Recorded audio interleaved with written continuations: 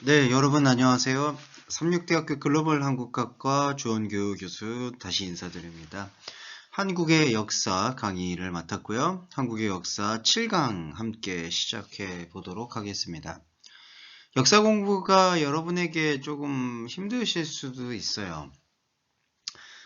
자국의 역사, 곧 뭐 베트남이면 베트남의 역사, 중국이면 중국의 역사, 일본이면 일본의 역사.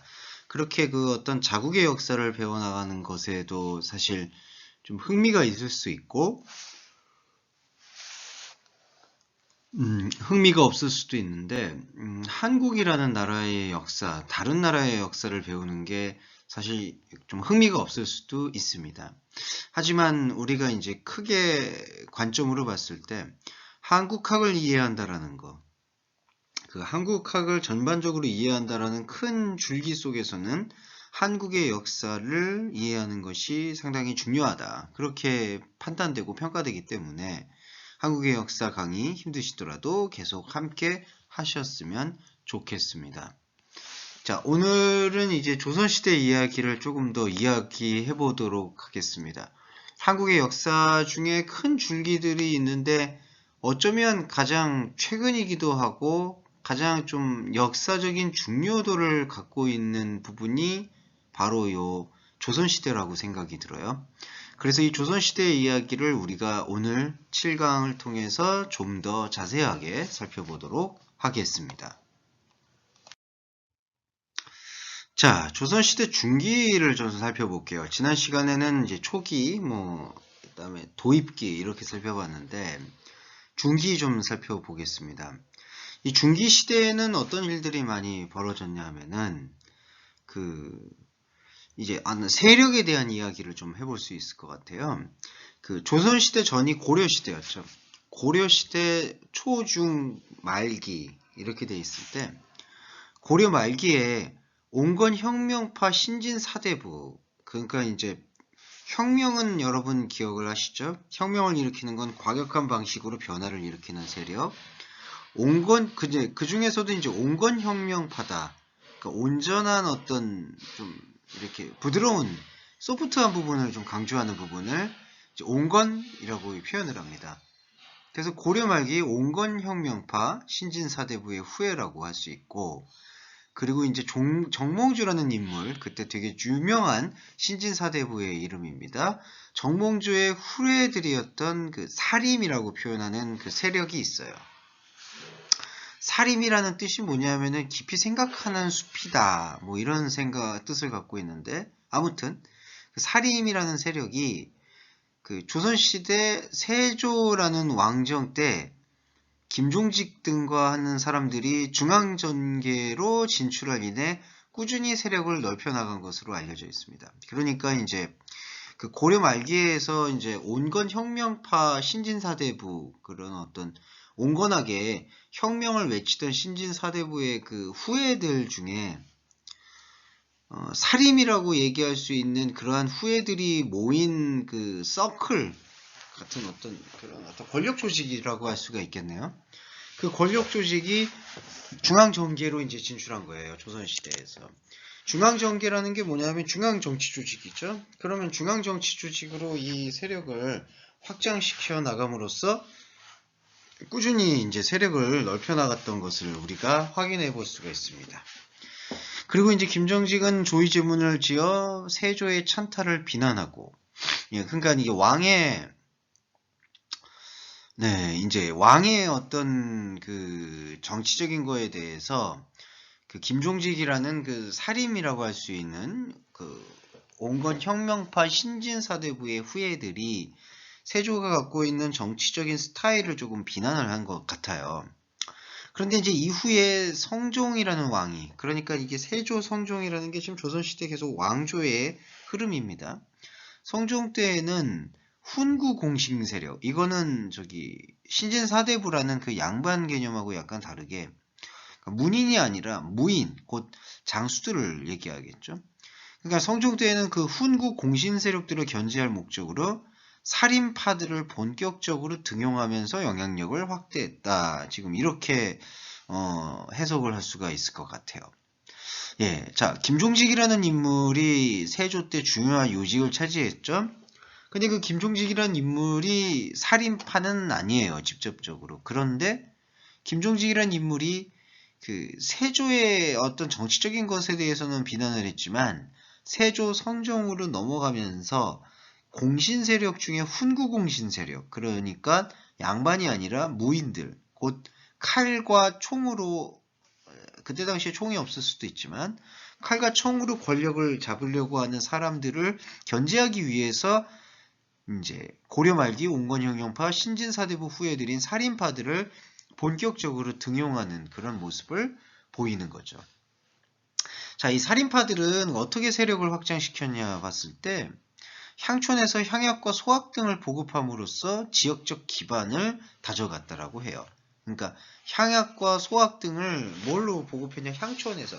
향촌이 일종의 이제 그 공부하는 학교 같은 개념이에요. 그러니까 이 사림이 이제 신진 사대부 양반이고 배운 게 이제 학문이다 보니까 이들 역시 뭔가 배움의 장소를 통해서 자신의 정치적 영향력을 확산시켰다, 이렇게 평가를 받습니다. 그래서 지역적 기반을 이런 식으로 다지고 세력을 확장해 나갔은 게 바로 살인파의 등장이다라고 정리해 볼 수 있죠. 살인파 얘기를 조금 더 나눠볼까요?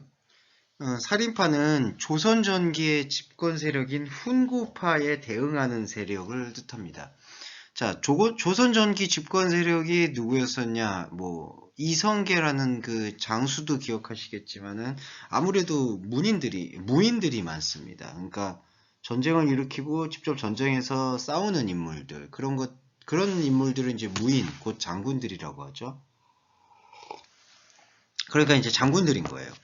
훈구파는 무인들이죠. 그런데 살인파는 그런 훈구파에 대응하는 세력을 말합니다. 왜 대응하는 세력들을 이렇게 두었냐면은 견제가 필요해서 그래요.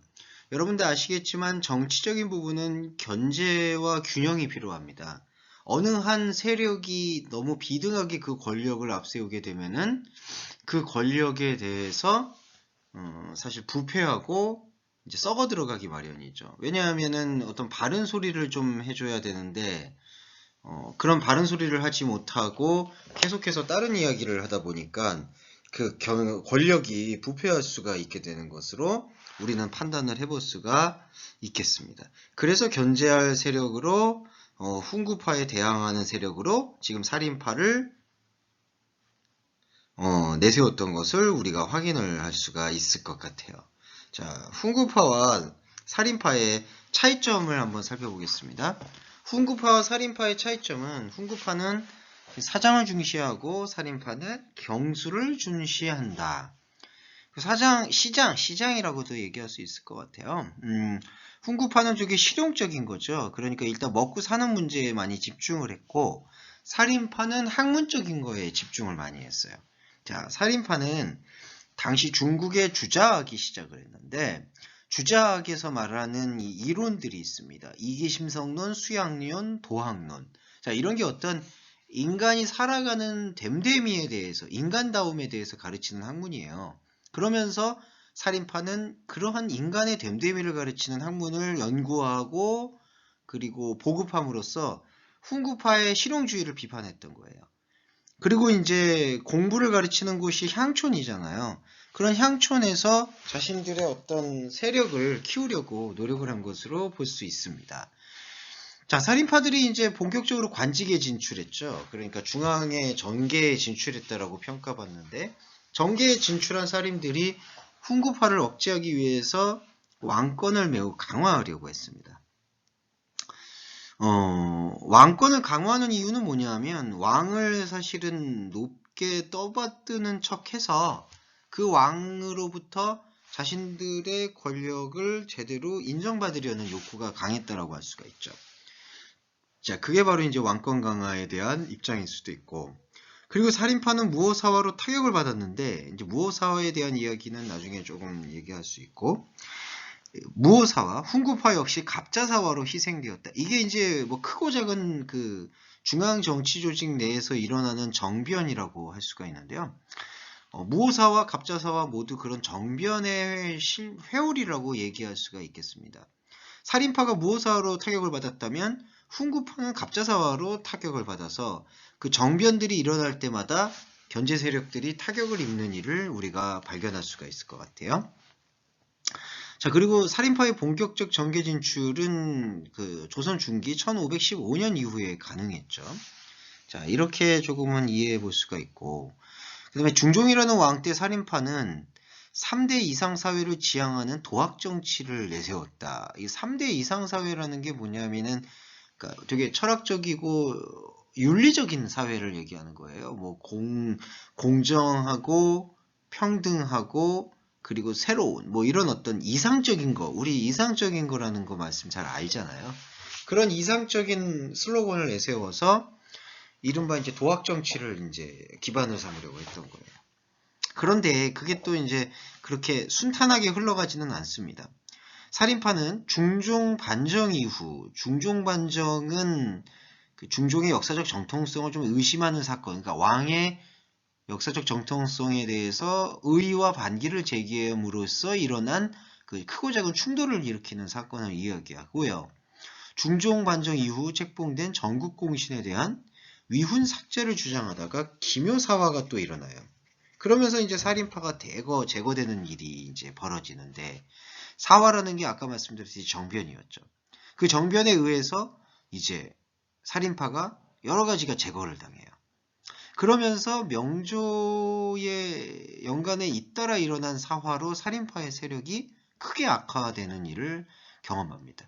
그러니까 살인파가 이제 3대 이상 사회를 내세우면서 도학 정치, 곧 그 주작을 바탕으로 한 학문의 이론에 근거해서 정치적 정변은 이후에 일어나는 거고, 정치적인 이상사회를 구축하고 그걸 통해서 왕정의 지지를 이끌어내려고 했으나 약간 의견을 개진하는 과정에서 또 정변이 일어났고, 그 정변들로 인해서 크게 그 세력이 위축되는 그 굴곡을 경험하고 있다. 이렇게 설명할 수가 있을 것 같아요. 자, 여러분, 이게 하나의 그림인데 한번 설명을 해볼까요? 왼쪽 그림 먼저 보세요.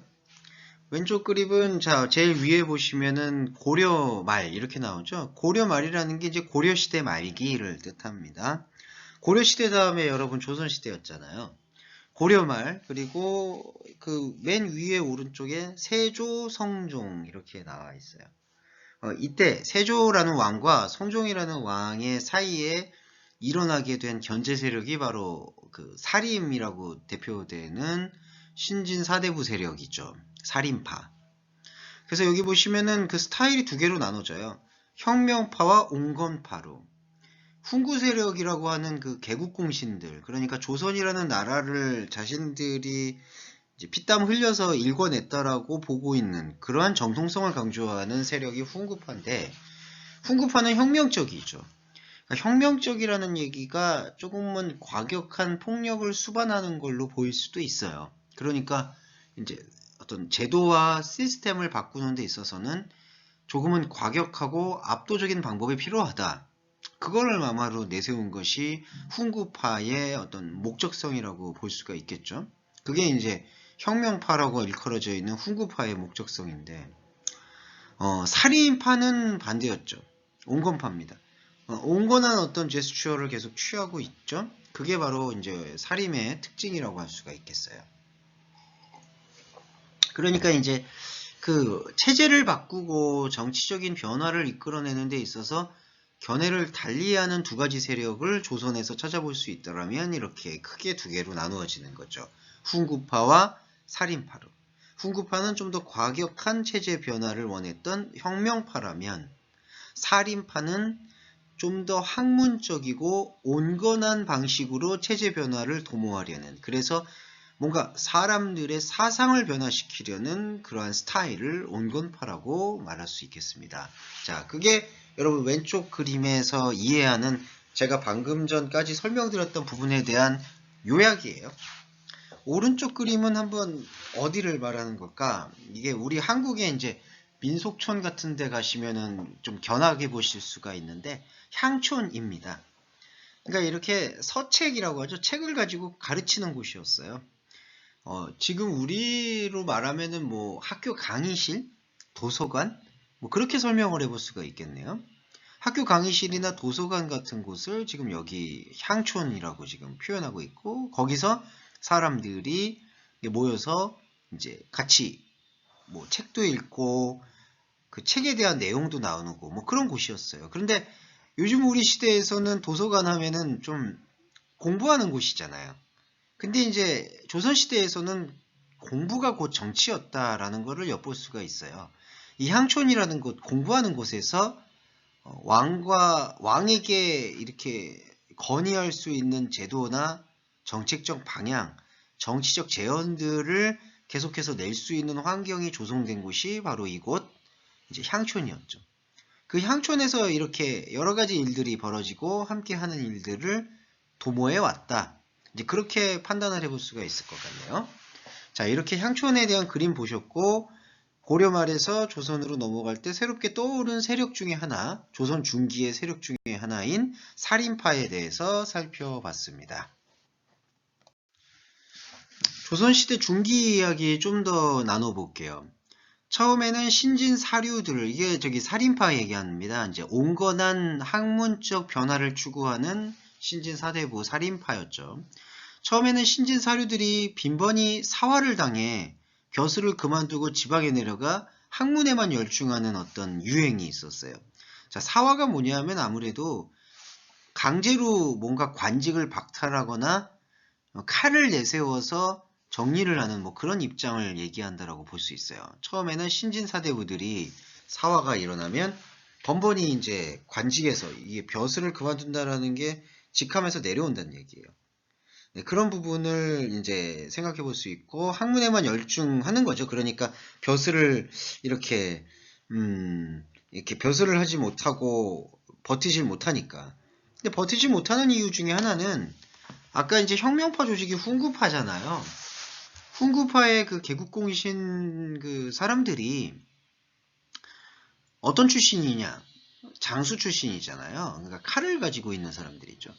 칼을 가지고 있는 사람들이다 보니까 상당히 뭔가 수틀리면은 그냥 이제 폭력으로 협박을 하는 거예요. 무기로 협박을 하는 거죠. 그러니까 살인파 사람들은 그냥 책 읽고 아까도 사진에서 보시면 아시겠지만은 그냥 책을 읽고 그래서 책을 나누는 사람들인데 그런 사람들에게 갑자기 칼을 들이밀어서 너 지금 있는 하는 일 그만둬 이렇게 얘기하면은 뭐 무기가 없고 힘이 없으니까 쫓겨나는 게 당연했죠. 그리고 왕들도 솔직히 그래요. 조선의 왕이 이성계로 인해서 시작이 되기 때문에 이성계 역시도 장군이었어요. 그러니까 아무리 문인을 곧 공부하는 사람들을 중시한다라고 하더라도 그 피가 어디 가는 건 아니죠. 그러니까 왕의 어떤 스타일 자체가 그 훈구파에 가까웠기 때문에 그 알게 모르게 그 훈구파의 어떤 조언이나 고언에 많이 이끌렸던 것을 확인해 볼 수 있을 것 같아요. 자, 그게 그때 당시의 스타일이었는데 선조라는 왕, 선조 왕 때는 이게 이제 변화가 시작해요. 선조는 왕이 직접 이 신진 사대부들을 등용을 하죠. 그러니까 왕이 직접 등용해요. 그러니까 뭐 사실 벼슬을 얻는다, 중앙정계에 진출한다라는 방법은 두 가지가 있었죠. 과거 시험이라고 해서 지금으로 말하면은 뭔가 대학 입시 시험 같은 건데 그런 시험을 통해서 들어가는 경우가 있고 이렇게 왕이 직접 인정을 해주는 벼슬이 있어요. 근데 그전에는 왕들이 훈구파였기 때문에 훈구파의 어떤 지지 세력에 조금 더 무게중심을 뒀기 때문에 벼슬을 그러니까 과거를 통해서 시험을 통해서 올라온 그 살인파들을 훈구파가 쉽게 제거하거나 견제하거나 이렇게 억누를 수가 있었거든요. 그런데 이제 왕이 직접 등용, 그러니까 왕이 직접 초이스하잖아요. 근데 그렇게 되니까 왕에게 직접 초이스를 받았다라는 명분 때문에라도 더 이상 이제 사화라고 하는 그 정변에 휘말리지 않아도 될 수 있는 역사적 정통성을 확보하게 되는 거죠. 그래서 그 정통성을 확보하기 시작하면서 살인들이 이제 점점 자리를 잡기 시작했더라는 거예요. 그런데 재밌는 게 살인들 안에서도 이제 분열이 일어난 거죠. 그러니까 이 살인파들이 그냥 하나의 물줄기처럼 하나의 라인만 있으면 좋겠는데 이 안에 또 다른 라인들이 생긴 거예요. 그래서 이번엔 살인파들 사이에서 또 대립이 생겨서 자기 일파만, 그러니까 라인이 여러 개로 생긴 거죠. 원래 라인이 하나였는데 라인이 막 3개, 4개로 지금 가지치기가 된 거예요. 자기 일파만이 정권을 장악하기 위해 대대로 서로 싸우게 됐는데 이 싸우는 모습을 당쟁이라고 얘기를 해요. 자, 당은 당파를 짓는다. 뭐 이제 우리가 정치 조직으로 얘기하면은 당이라고 다 표현하잖아요. 현재 한국의 당은 뭐 더불어민주당, 미래통합당 그렇게 당이 있죠. 당을 짓는 거예요. 당을 지어서 쟁은 뭐냐 하면은 뭐 쟁투하다, 정쟁을 일으키다 이런 뜻으로 이제 트러블이 생기는 걸 말합니다. 그래서 당쟁이라고 얘기해요. 살인파들 사이에서 의견 대립을 벌이는 것을 당쟁이라고 표현하죠. 자, 그런 당쟁들이 이제 치열해지면서 처음에는 지방자재들을 교육시키기 위한 목적으로 세워졌던 서원이 있어요. 이 서원이 향촌의 개념보다 조금 더 구체적인 교육기관으로 발전된 개념입니다. 향촌은 그냥 단지 그 촌, 곧 그 지역을 중심으로 지역에 살고 있는 신진 사대부들이 모여서 학문적인 방향, 정치적인 방향을 이렇게 의논하던 것이었다면 이 서원이라고 얘기하는 개념은 그보다 훨씬 더 조금 이렇게 좀 업데이트된, 업그레이드된 교육기관의 모습을 띠고 있다. 지금 그렇게 생각해 볼 수가 있겠네요. 그 서원이 이제 나중에는 계속 점점 이렇게 토지가 많아져요. 그러니까 세력이나 위상이 커진다라고 해야 될까요? 그러니까 상당히 뭔가 위상을 많이 떨치기 위해서 세력을 키우는 거예요. 점점 토지를 소유하고 지방 세력들을 모아요. 그래서 당쟁의 기반과 중심지로 이제 자리 잡게 됩니다. 서원이. 그러니까 지방의 서원들이 지방 세력들을 모으는 데 중심을 하기도 하고, 그래도 향촌이라는 곳은 조금은 풀뿌리 민주주의처럼 자유롭게 의견 개진이 좀 오갔지만, 서원은 그 개념이 좀 더 구체화되어서 이른바 이제 정치 조직화되었다라고 볼 수가 있겠죠. 그게 바로 이제 당쟁이 일어나고, 당쟁이 일어남으로써 정치적 기반을 마련하기 위해서 세워지는 조금은 악순환이라고 할 수가 있겠네요. 그러한 서원의 개념을 살펴볼 수 있습니다. 자, 아까 지금 서원 얘기했는데 서원 얘기 조금 더 해보고 첫 번째 시간 마무리할게요. 서원은 뭐냐면 조선시대에서 유학을 가르치는 곳이에요.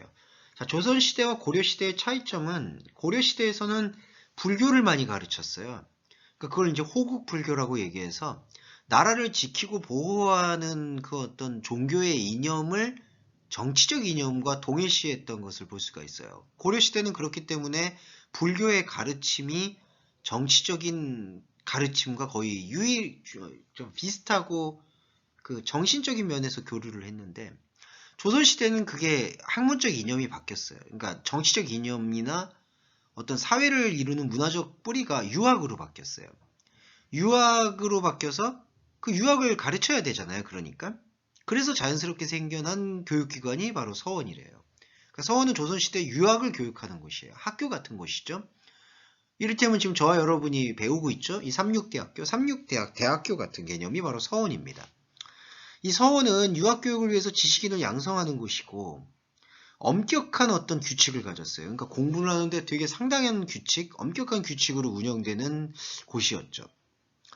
그리고 이제 유학이 갖고 있는 특징 중에 하나가 우리 조상을 극진히 모신다 뭐 이런 개념이 있어요. 그래서 제사의 예법을 중시했기 때문에 서원이라는 공간 안에도 서년에게 제사를 지내는 공간인 사당을 두었어요.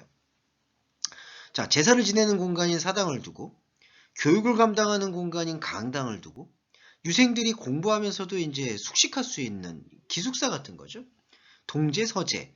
서원이라는 그 공간의 구성은 이렇게 나눠집니다. 다시 한번 말씀드릴게요. 제사를 지내는 곳이 사당이고요. 교육을 주로 하는 곳이 강당이고요. 기숙사와 같은 곳이 동제, 서제예요. 그 외에도 이제 뭐 책을 보관하는 곳이 장판고, 도서관 같은 거죠. 장판고. 이를 보관하는 서고 등의 부속 건물들도 있었다. 그러니까 상당히 그 건물 교육기관이 커지는 것을 좀 확인해 볼 수가 있겠네요. 자, 여러분 이 사진을 보셔서 아시겠지만 이 사진이 서원을 지금 말하고 있어요. 건물이 한 채가 아니죠. 산속 깊은 곳에 여러 건물들이 이렇게 딱 자리를 잡고 뭔가 강력한 정치적인 의미를 행사했다. 뭐 그것만 봐도 있겠지만 그걸 다 떼어놓고 보면 참 공부하기 좋은 환경일 수 있을 것 같아요. 조용하게 자신의 학문적인 뜻을 이렇게 펼쳐내는 장소. 의미가 좀 새로운 것 같습니다. 자, 여러분 좀 쉬었다가 두 번째 시간 다시 한번 살펴볼게요.